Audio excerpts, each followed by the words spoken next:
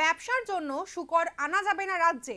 ভিন রাজ্য থেকে রাজ্যে অথবা রাজ্যের মধ্যে থেকে শূকর পরিবহনে নিষেধাজ্ঞা জারি করল প্রাণী সম্পদ বিকাশ দফতর।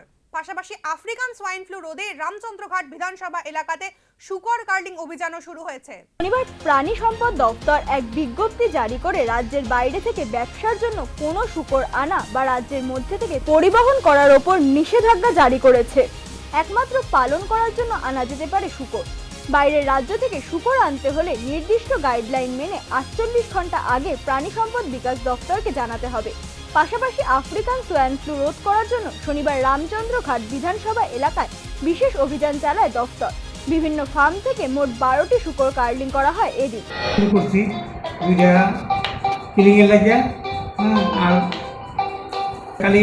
দুইটা সার্ভেলেন্স লাগে টিমগুলি আসে কাজ করছে।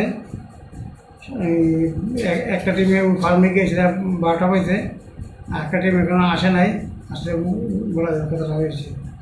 আর কালকে আমরা ফার্ম এবং অন্যান্য যে বাড়িগুলিতে পাওয়া গেছে এগুলি ট্রেনিং এবং ডিজিল শুরু করব। শূকর এবং শূকর পালনকারীদের হিতার্থে এই সমস্ত উদ্যোগ গ্রহণ করেছে প্রাণী সম্পদ বিকাশ দফতর। আমদানির ক্ষেত্রে নির্দিষ্ট প্রোটোকলের উপর জোর দিচ্ছে দফতর। আগামী দুদিনও কার্লিং এর কাজ চলবে বলে জানা গেছে। Bureau report, news now, Agartala.